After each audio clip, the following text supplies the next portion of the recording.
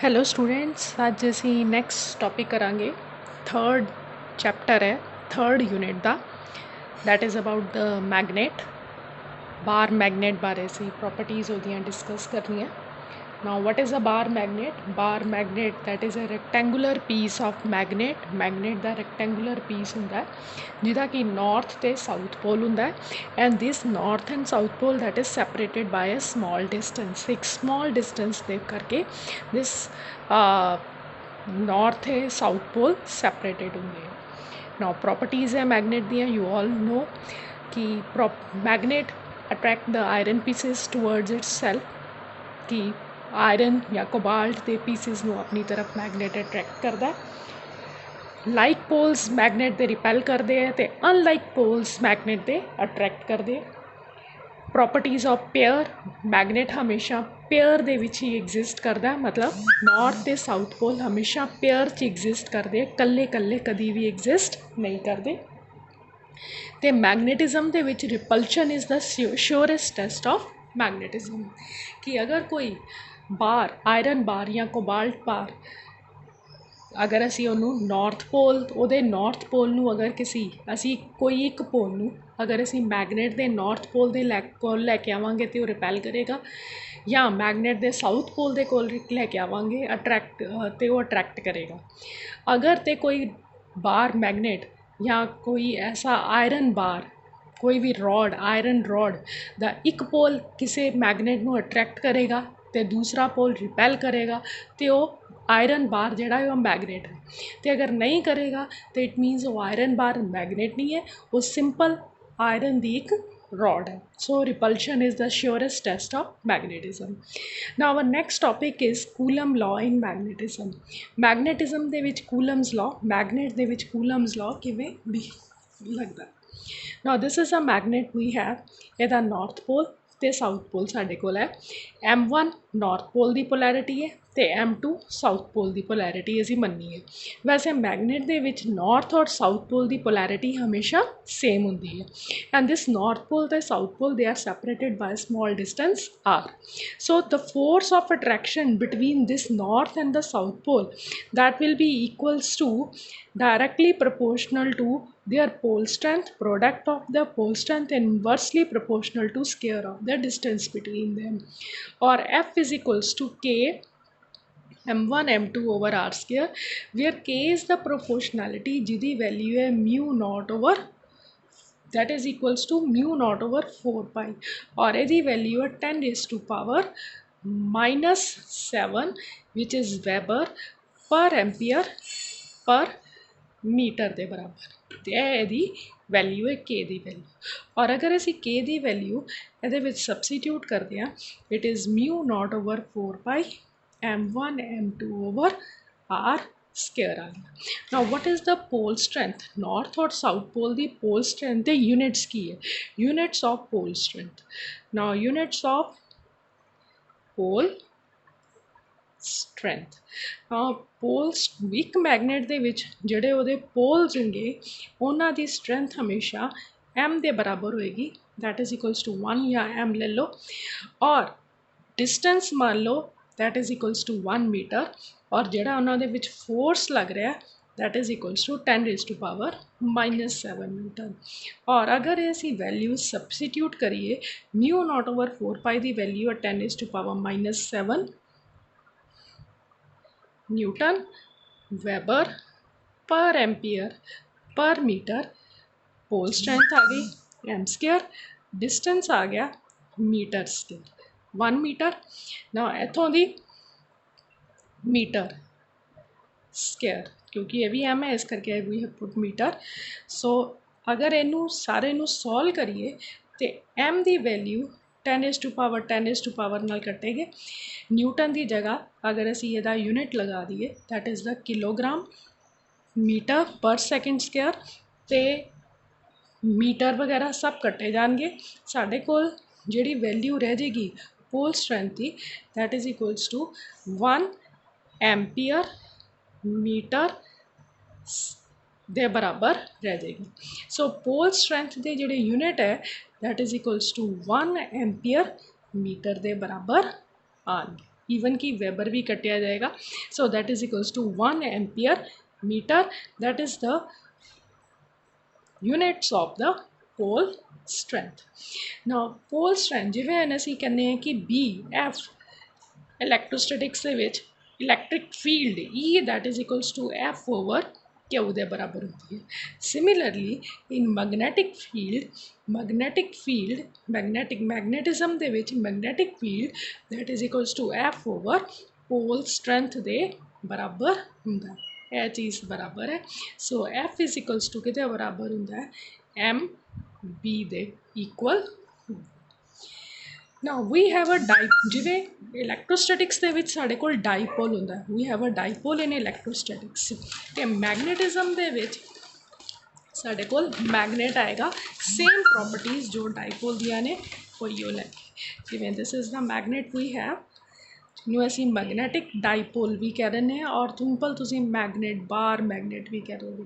North ਔਰ south ਪੋਲ, ਇਹਨਾਂ ਦੀ pole strength ਹੈ ਐਮ, ਔਰ ਇਹਨਾਂ 'ਚ ਡਿਸਟੈਂਸ ਹੈ 2L, ਅਤੇ magnetic movement of this magnet is equals to product of the pole strength into distance between them, m into 2L। ਇਹਦੇ units ਨੇ एम्पियर मीटर और distance the unit आ गए metre. so dipole movement which is denoted by capital M, ਇਹਦੇ unit आ गए ampere metre square। ਇਹ ਚੀਜ਼ remember ਰੱਖਣੀ। Similarly to electrostatics, we will here do what is the ਅਸੀਂ ਇੱਥੇ ਕਰਾਂਗੇ ਐਕਸੀਅਲ ਲਾਈਨ। ਕਿਸੇ ਵੀ ਮੈਗਨੇਟ ਦੀ ਐਕਸੀਅਲ ਲਾਈਨ ਦੇ ਉੱਪਰ ਮੈਗਨੈਟਿਕ ਫੀਲਡ ਕਿੰਨੀ ਹੋਏਗੀ। ਅਗਰ ਇਹ ਨੌਰਥ ਸਾਊਥ ਇੱਕ ਮੈਗਨੇਟ ਹੈ, this is its axial line, ਔਰ ਇਸ ਐਕਸੀਅਲ ਲਾਈਨ 'ਤੇ ਹੈ point P, and we want to find the magnetic field at the point P point 'ਤੇ ਅਸੀਂ ਮੈਗਨੈਟਿਕ ਫੀਲਡ ਕੱਢਣਾ ਚਾਹੁੰਦੇ ਹਾਂ, which is on the axial line। so magnetic field on the axial line same procedure है जो ਅਸੀਂ electrostatics ਦੇ ਵਿੱਚ ਕੀਤਾ। now we have a magnet of length 2L, और a point P ਜਿਹੜਾ ਹੈ it is at a distance D from the center। now magnetic field due to north pole Bn ਨਿਕਾਲ, that is equals to mu naught over 4 pi, pole strength ਦੋਨਾਂ ਦੀ ਸਾਡੇ ਕੋਲ m। now that will be equals to m at P point, that will be equals to m over r square आ गई, mu naught over 4 pi m over r square at point P। so at P point, now this will be along the direction north pole है, outward जाएगा। so इधर ਨੂੰ आ गया BN ਦੀ direction A side. Second BS due to south pole P point ते कितनी magnetic field होएगी, mu not over 4 pi M over R कितना हो ना, ये R साढ़े कोल आया सी M over D plus L दा होल स्क्वायर, और ये आएगा R square, that will be equals to mu not over 4 pi M D minus L दा होल स्क्वायर आ जाएगा, and it will towards the pole that is BS। South pole दे विच जे असी मैगनैटिक लाइन ऑफ फोर्सिस बारे discuss करिए तो साउथ पोल दी जिहड़ी मैगनैटिक लाइन्स ऑफ फील्ड्स है, जिवें नॉर्थ और साउथ है, नॉर्थ पोल तो स्टार्ट होंदी है तो साउथ पोल तो एंड करदी है magnetic line of forces like this. North pole तो बाहर नूं जाणगियां, साउथ पोल के अंदर नूं आउणगियां। सिमिलरली ये विच जे असी नॉर्थ पोल करके P पॉइंट ते मैगनैटिक फील्ड लवांगे, it will be directed outwards, तो अगर साउथ पोल करके लवांगे it will be directed inwards. So इस करके BS की डायरैक्शन लैफ्ट साइड है और BN की डायरैक्शन राइट साइड है। सो दोनों हो गया। So total magnetic field at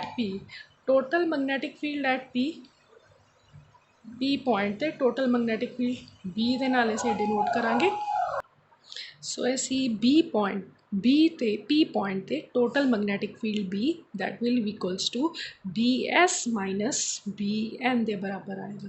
now why we do B S minus B N, ਅਸੀਂ B S minus B N ਇਸ ਕਰਕੇ ਕਰਨਾ ਹੈ ਕਿਉਂਕਿ ਸਾਊਥ ਪੋਲ ਜਿਹੜਾ ਪੀ ਪੁਆਇੰਟ ਦੇ ਜ਼ਿਆਦਾ ਲਾਗੇ as compare to north pole.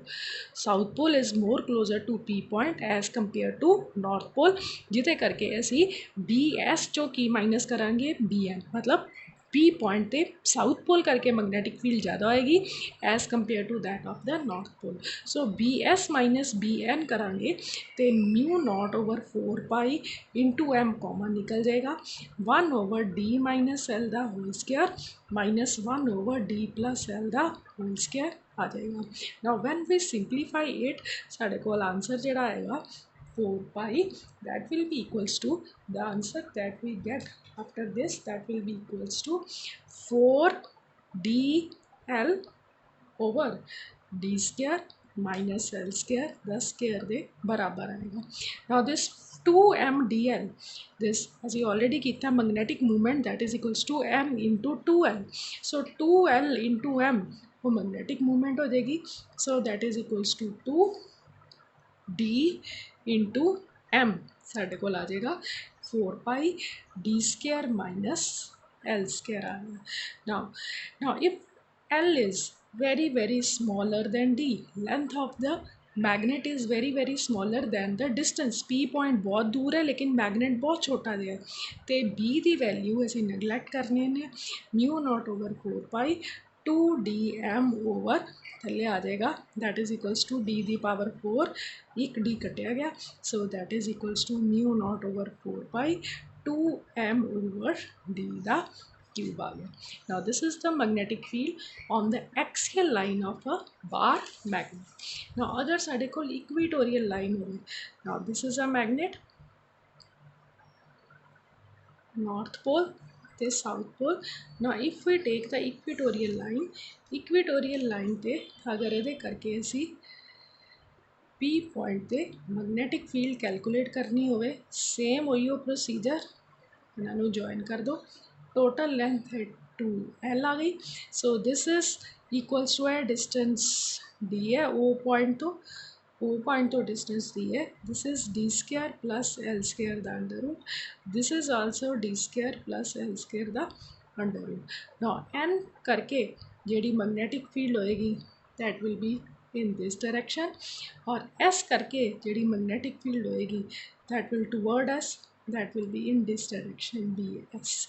now BN कितना आएगा that is equals to mu naught over 4 pi M over D square plus L square, ते BS कितना आएगा that is equals to mu naught over 4 pi M over D square plus L square. इन्हां the direction अलग अलग है, यदि direction उपर नूं है, यदि डायरेक्शन थले नहीं है, दैट इज़ डाउनवर्ड। नाउ हुण अगर असी बी एन नूं दो कंपोनेंट्स दे विच डिवाइड कर देंगे, अगर ये एंगल थीटा है तो यह वाला एंगल भी थीटा आएगा। Now we divide the B N into 2 component, vertical component and the horizontal component.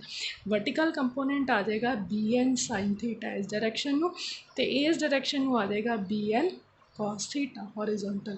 Similarly B S नूं भी दो कंपोनेंट विच डिवाइड कर देने हैं, वर्टिकल कंपोनेंट इधर नीचे नूं बी एस साइन थीटा, ते हॉरिजॉन्टल कंपोनेंट इधर नूं बी एस cos थीटा इस साइड नूं आ गया। ना हुण अगर तुसीं डायग्राम दे विच देखो तो बी एन और बी एस दा वर्टिकल कंपोनेंट जिहड़े दोनों इक्वल एंड ऑपोजिट है, so they will cancel out each other. सिर्फ की रह गया साडे को horizontal component, so horizontal component जिधर नूं जा रहा है उधर नूं साडी total magnetic field at point P calculate कर लेंगे। ना बी एन नूं असीं दो कंपोनेंट्स विच डिवाइड किया, बी एन साइन थीटा ते B N cos theta. Similarly ये भी दो कंपोनेंट्स से डिवाइड हो गया, बी एन साइन थीटा ते B S cos theta. This is along, इन्हों नाम दे दो, this is K, this is T, this is you can take it as L, this is L, this is N, this is X और X dash. सो ये आएगा P X वाल along P X वाल, और ये आएगा अलॉन्ग पी एक्स डैश वाल, this is along P N और ये आएगा पी के अलॉन्ग पी के, और ये भी आएगा अलॉन्ग पी के। है इक्वल एंड ऑपोजिट है, they will cancel each other है। पी एक्स से पी एक्स डैश है, दे विल कैंसल इन। तो total magnetic field at B, P point B के बराबर आ गई B N cos theta plus B S cos theta. Now B S ते बी एन दोनों बराबर ने, इन्हों का मैगनीट्यूड दोनों का सेम है, so it is 2 B N cos theta के बराबर आ गई। B N is equals to B S, magnitude बराबर है, so it is equals to 2 mu not over 4 pi M over D square plus L square cos theta आ गया। अगर cos theta की वैल्यू पहले लईए, it is D square over, it is equals to D over base over hypotenuse is equals to L over, it is equals to L over D square plus L square the under root. So cos theta की value put कर दी m over D square plus L square, तो L over D square plus L square का under root, और ये आ जाएगा mu naught 2 ml D square plus L square का 3/2 over 4 pi. Now L is very much smaller than D, so B आ गया mu naught over 4 पाई, ये आ गया capital M into D दी पावर क्यूब आ गई। So this is the magnetic field at equatorial line of the bar magnet. Now what are magnetic line of forces? Magnetic line of forces what are magnetic line of forces?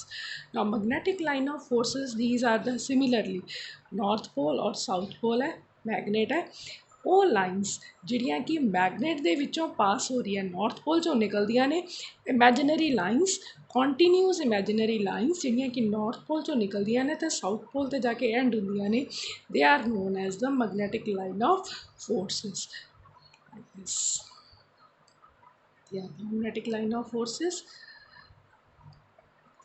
North pole ਤੋਂ ਨਿਕਲਦੀਆਂ ਨੇ ਅਤੇ south pole ਦੇ ਅੰਦਰ like this, and the tangent at any point gives us the magnet direction of magnetic field at that point. जैसे इस point से असीं टेंजेंट ड्रॉ किया तो मैगनेटिक फील्ड इधर है, इस पॉइंट से टेंजेंट ड्रॉ करोगे मैगनेटिक फील्ड इधर है, इस पॉइंट से टेंजेंट ड्रॉ करोगे जिस पासे डायरेक्शन है मैगनेटिक फील्ड इधर है, इस पासे टेंजेंट ड्रॉ करोगे मैगनेटिक फील्ड इधर है।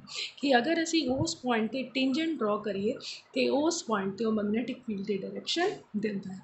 जिथे लाइनस लागे लागे ने, इसका मतलब उस जगह पर मैगनेटिक फील्ड की स्ट्रेंथ ज़्यादा है, तो जिथे लाइनस दूर दूर ने, इसका मतलब उस जगह पर मैगनेटिक फील्ड की स्ट्रेंथ घट है।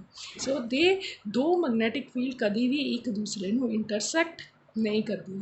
अगर वो दोनों एक दूसरे को इंटरसैक्ट किसी पॉइंट पर इंटरसैक्ट करनगियां तो यदा मतलब एक पॉइंट पर इधरले पासे इधर नूं मैगनेटिक फील्ड है, इधरले पासे इधर नूं मैगनेटिक फील्ड है, देयर विल बी 2 टेंजेंट्स, तो 2 टेंजेंट्स होंगे, यदा मतलब इत्थे एक पॉइंट पर 2 वैल्यूज़ होंगियां मैगनेटिक फील्ड दियां, विच इज़ इम्पॉसिबल। एक पॉइंट पर 2 मैगनेटिक फील्ड कभी भी यूज़ नहीं होंदी, कभी भी नहीं होंदी। We don't have the 2 values of magnetic field at a single points. So electric field और मैगनेटिक फील्ड का डिफरेंस ये है कि इलैक्ट्रिक फील्ड डिसकॉन्टीन्यूस ने तो magnetic line of forces continuous ने।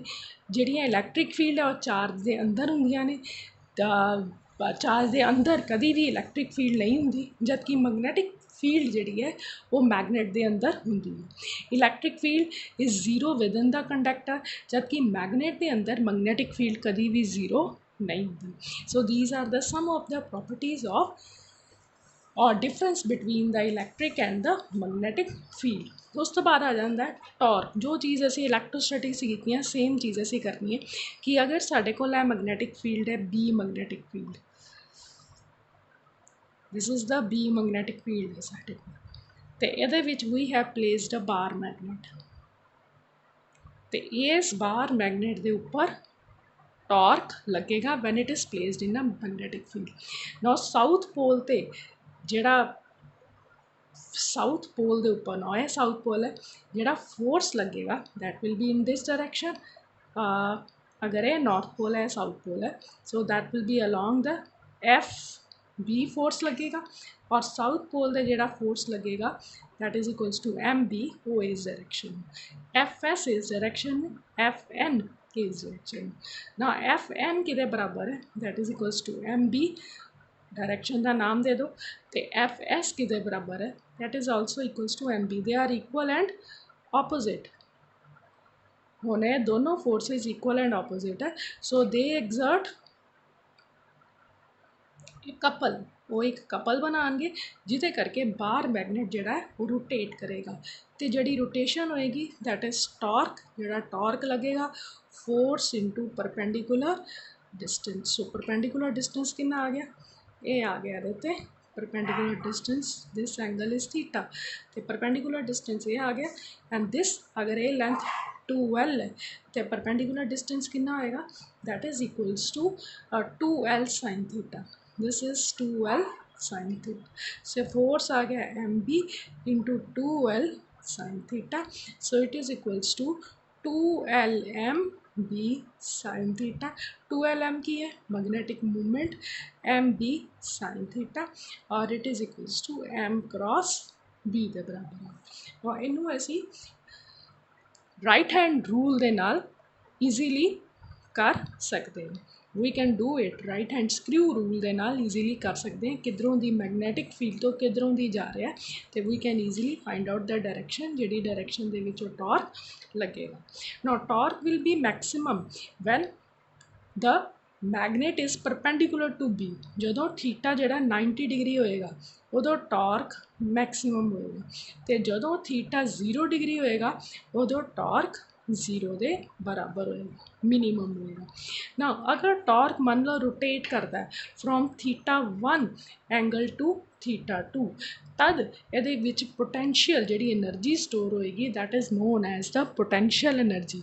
ना if this bar magnet rotates from यह थीटा एंगल थोड़ा जिहा रोटेट करता है डी थीटा एंगल इत्थों दी इत्थे आ जाता है, हल्का जिहा रोटेट करता है डी थीटा, तो small work done that will be equals to जोड़ा स्मॉल वर्क डन होएगा that will be equals to कि बराबर होएगा M B sine theta D theta, this much work done, तो टोटल वर्क डन अगर वो total rotate करता है theta 1 to theta 2 this is M B sine theta D theta. हाँ इनू असी इंटैग्रेट कर देंगे, एम बी बाहर आ गया, साइन थीटा का इंटैग्रल होंदा है that is equals to minus cos theta, तो माइनस असी बाहर ले लेने cos theta, theta 1 to theta 2, so this is equals to minus mb cos theta 2 minus cos theta 1 आ गया।